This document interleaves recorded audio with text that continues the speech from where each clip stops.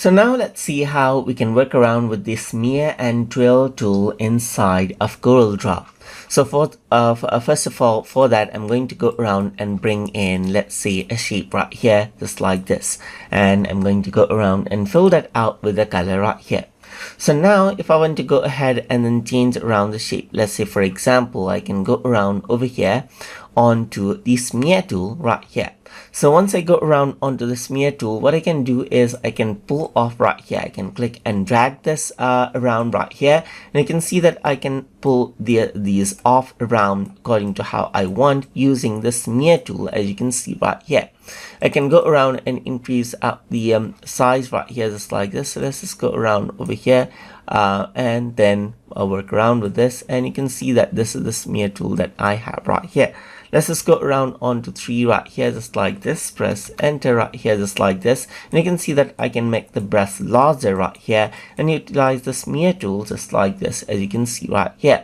Apart from that, you can also go around and change around the presser right here, just like this, and this is what you have, as you can see. So this is the smooth smear. You can also go around onto a pointy smear right here, and you can see that you can go around and pull out more points over there, just like this as well.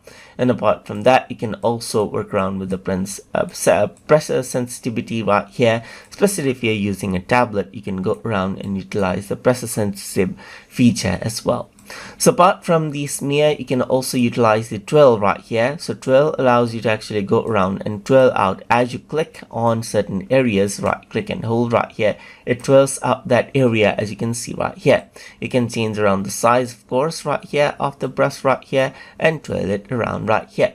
You can also go around and change around the let's say the amount right here, just like this, and you can also go around and make it much more slower right here for a much finer output. So let's just go around over here, so that's something around over here, and it becomes much more slower, as you can see right here as I click and hold. You can twirl it over here counterclockwise or clockwise as well. So you can see that you can go around and turn it clockwise, just like this as well, just like this right here, and this is what you have, as you can see. And of course, you can work around with the pen sensitivity as well.